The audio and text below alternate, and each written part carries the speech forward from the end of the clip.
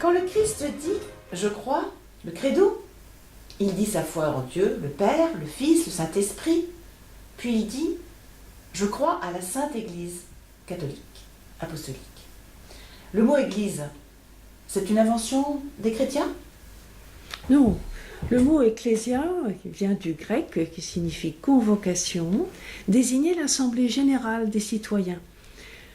Il s'appliquait aussi au peuple d'Israël quand il était convoqué, au moment décisif de son histoire. Par exemple, Moïse qui a convoqué le peuple, Esdras après l'exil, pour ne prendre que 2 exemples. Donc, en s'appelant Église, les premières communautés inscrivaient leur rassemblement dans la continuité de l'histoire du peuple de Dieu, à la différence que c'est Dieu qui convoquait. Alors si je vous comprends bien, après le Père, le Fils et l'Esprit Saint, c'est un nouvel article de foi? Dans les premiers symboles de foi, l'Église est toujours nommée en relation avec l'Esprit Saint. Je crois en l'Esprit Saint qui conduit l'Église. Était-il souvent dit? Sous l'action de l'Esprit Saint depuis les origines, la succession des évêques est au service de la communauté des croyants. C'est ce qu'on appelle l'Église apostolique.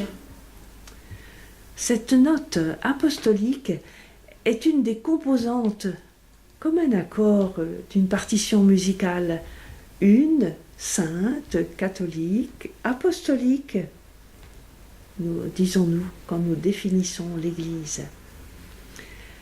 Le Christ ressuscité a envoyé ses apôtres dans le monde, au monde. Il leur a donné l'Esprit Saint. Et dans l'Église est cette continuation de la mission du Christ dans le monde, en communion, bien sûr, par la foi avec les premiers apôtres. C'est en continuité. La mission se vit en continuité. Alors l'Église est apostolique, vous avez dit, mais elle est également sainte. Vous pouvez nous en dire un peu plus? L'Église peut être dite sainte car elle a été animée, elle est animée par l'Esprit Saint. Le Père est fidèle, toujours, et le Christ, eh bien, veille sur elle comme un corps. Saint Paul, d'ailleurs, nous prend cette belle image du corps. Mais elle n'est pas composée de saints. Nous le savons trop bien, c'est évident. Mais elle est composée d'hommes et de femmes qui sont tous appelés à la sainteté, comme nous le dit, rappelle le Concile Vatican II.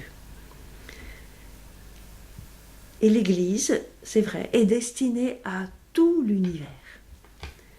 Elle est proposée à tous les hommes. C'est ce que veut dire aussi le mot catholique, complétant ce mot apostolique. Elle transmet le message du Christ qui peut être entendu par tous les hommes, quelles que soient leurs origines. Alors catholique, apostolique, sainte, et l'unité dans tout cela? Certes, ne passons pas sous silence l'unité de l'Église, qui vient de ce qu'elle est un peuple qui tire son unité du Père, du Fils et de l'Esprit, comme nous dit le Concile. En effet, le Père en est la source, le Fils en est le fondateur, et l'Esprit Saint en est l'âme. L'âme, car la charité est en elle comme ce qui assure la communion invisible de tous.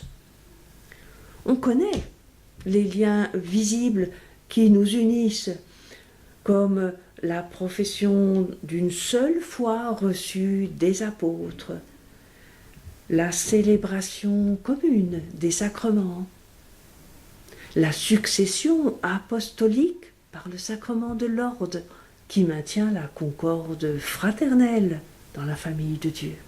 Mais alors, c'est un réseau social, Facebook n'a rien inventé? Oui, mais l'Église et la théologie ont encore du travail pour expliciter auprès de nos contemporains à la fois le rôle et les adaptations nécessaires de l'institution Église. Car comme le dit saint Paul à Timothée, Dieu veut que tous les hommes soient sauvés et parviennent à la connaissance de la vérité. Heureusement, l'Esprit Saint ne lui fera jamais défaut.